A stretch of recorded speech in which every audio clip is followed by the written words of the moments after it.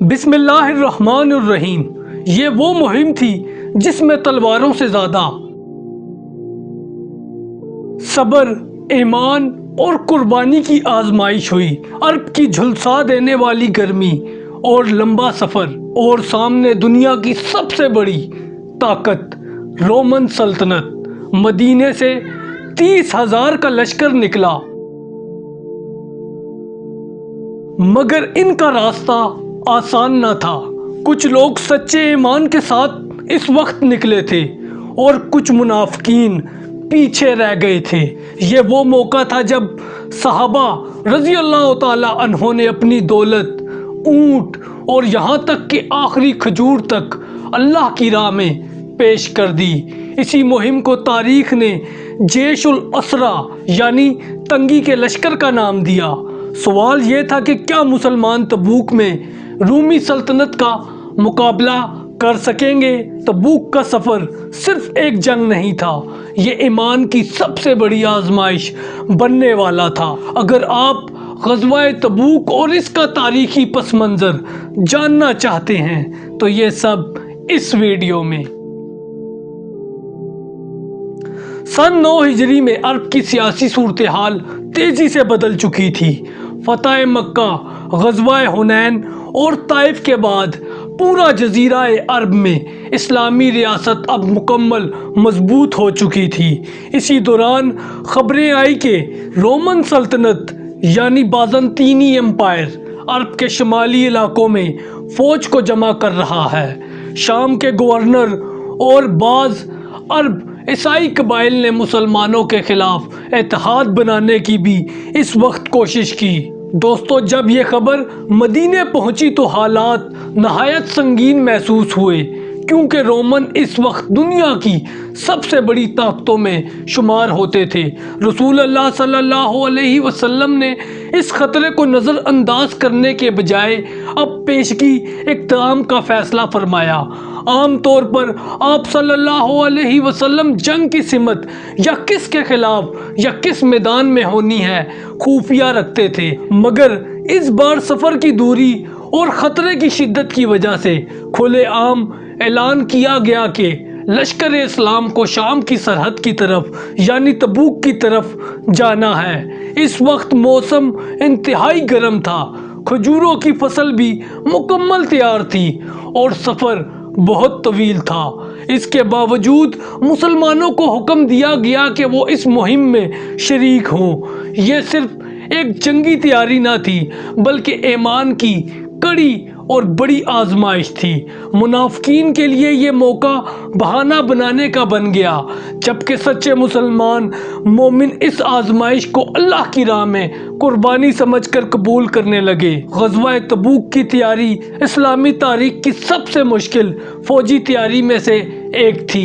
اس وقت شدید گرمی، سفر لمبا تھا اور وسائل کی کمی کے باعث اس لشکر کو جیش الاسرا یعنی تنگی کا لشکر کہا گیا تھا۔ رسول اللہ صلی اللہ علیہ وسلم نے اب مسلمانوں کو کھل کر مالی مدد کرنے کی دعوت دی تاکہ اس مہم کے لیے سامان، سواری اور خوراک کا انتظام ہو سکے۔ اس موقع پر صحابہ کرام نے بے مثال قربانیاں پیش کی۔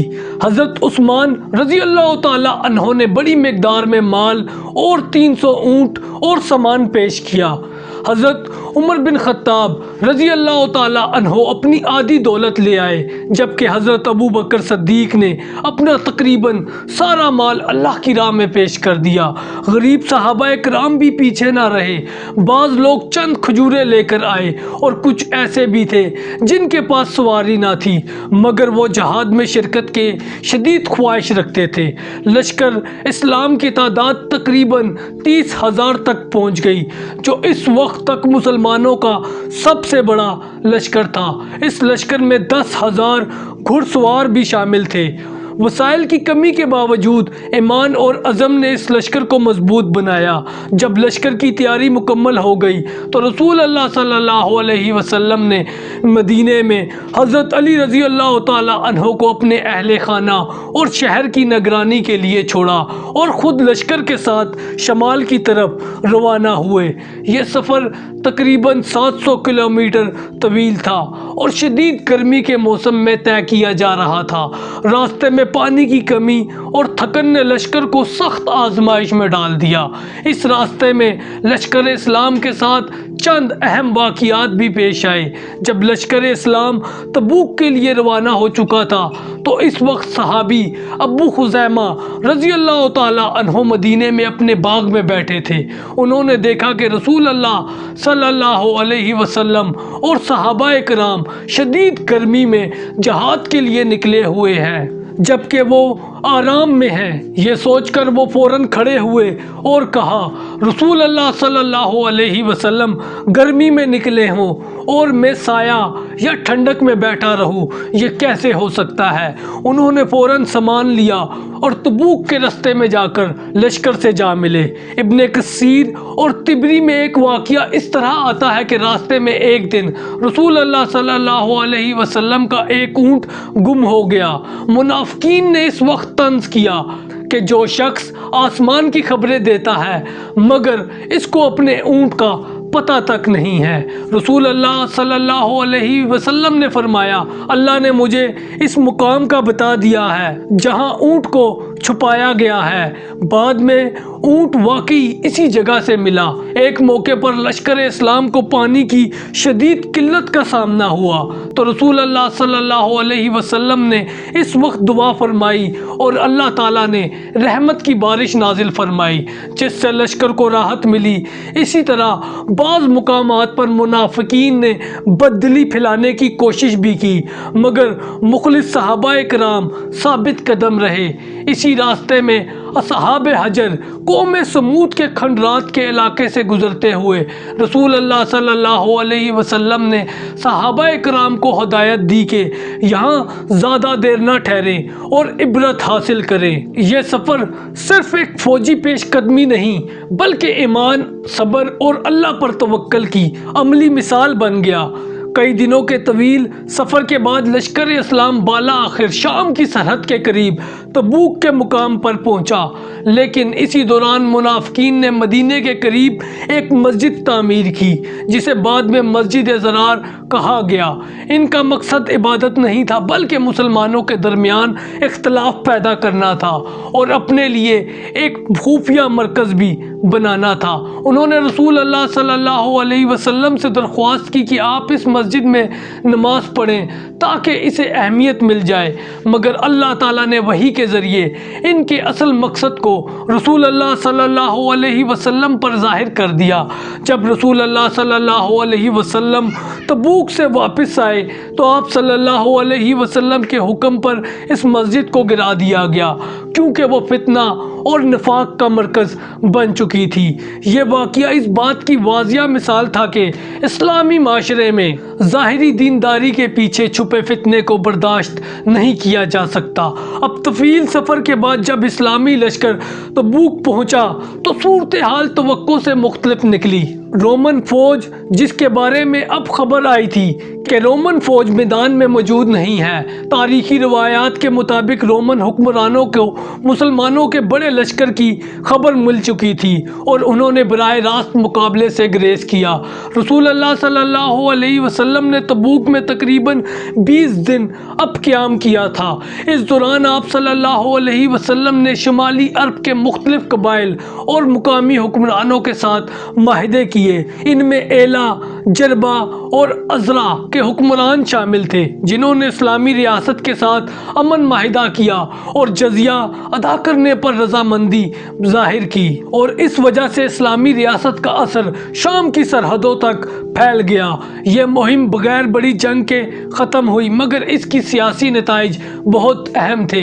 رومن سلطنت کو واضح پیغام مل گیا کہ مسلمان اب ایک مضبوط طاقت بن چکے ہیں اور عرب قبائل بھی اسلامی ریاست کی قوت کو تسلیم کرنے لگے ہیں۔ غزوہ تبوک کے موقع پر ایک مشہور واقعہ صحابی کعب بن مالک رضی اللہ تعالیٰ عنہ کا بھی بیان کیا جاتا ہے۔ وہ ایک مخلص مسلمان تھے مگر کسی عذر کے بغیر اس مہم میں شریک نہ ہو سکے۔ ابتدا میں انہوں نے سوچا کہ بعد میں لشکر سے جا ملیں گے، مگر وقت گزر گیا اور وہ مدینے میں ہی رہ گئے۔ جب رسول اللہ صلی اللہ علیہ وسلم تبوک سے واپس آئے تو جن لوگوں نے شرکت نہیں کی تھی وہ مختلف بہانے لے کر حضور صلی اللہ علیہ وسلم کی خدمت میں حاضر ہوئے۔ کعب بن مالک رضی اللہ تعالیٰ عنہ نے سچ بولنے کا فیصلہ کیا اور عرض کیا کہ ان کے پاس کوئی خاص عذر نہیں تھا۔ رسول اللہ صلی اللہ علیہ وسلم نے ان کے معاملے کو اللہ کے فیصلے پر چھوڑ دیا اور حکم دیا کہ ان سے وقتی طور پر تعلقات محدود رکھنے چاہیے۔ 40 یا 50 دن تک کعب بن مالک رضی اللہ تعالیٰ عنہ اور ان کے 2 ساتھی سخت آزمائش سے گزرے۔ آخرکار اللہ تعالیٰ نے قرآن کی آیات کے ذریعے ان کی توبہ کو قبول ہونے کا اعلان فرمایا۔